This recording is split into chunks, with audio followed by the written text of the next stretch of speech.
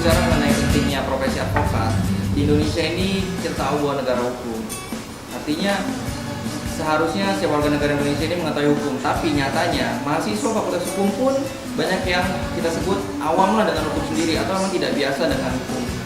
Artinya profesi advokat di sini bisa membantu teman-teman atau bahkan keluarga kalian sekalipun yang tidak mengetahui hukum dalam menyelesaikan masalah-masalah. Perkara hukum itu tidak mudah, tidak ringan, dan cenderung itu mencelakakan seperti itu.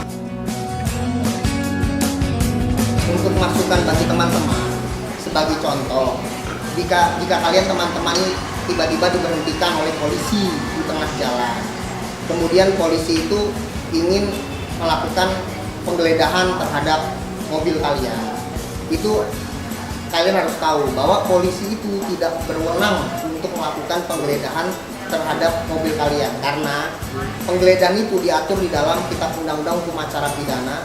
Penggeledahan itu hanya 3. Pertama, penggeledahan rumah, kedua, penggeledahan badan, ketiga, penggeledahan pakaian. Sedangkan penggeledahan mobil kalian itu tidak diperbolehkan. Jadi pada saat kalian digeledah di dalam mobil, itu kalian boleh menolak dan bilang bahwa Pak, ketentuan hukum itu tidak memperbolehkan Bapak untuk melakukan penggeledahan tersebut.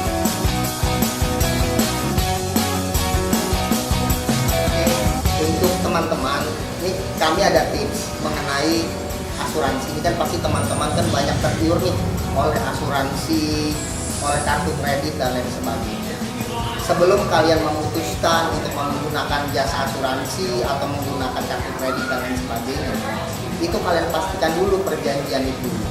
Ya, kalian pastikan isi dari perjanjian tersebut apakah merugikan pihak kalian atau tidak. Ingat, konsumen itu tidak harus selalu dirugikan dan produsen itu tidak harus selalu merugikan. Namanya perjanjian itu pasti win-win solution, artinya kalian mendapat keuntungan, perusahaan juga mendapatkan keuntungan.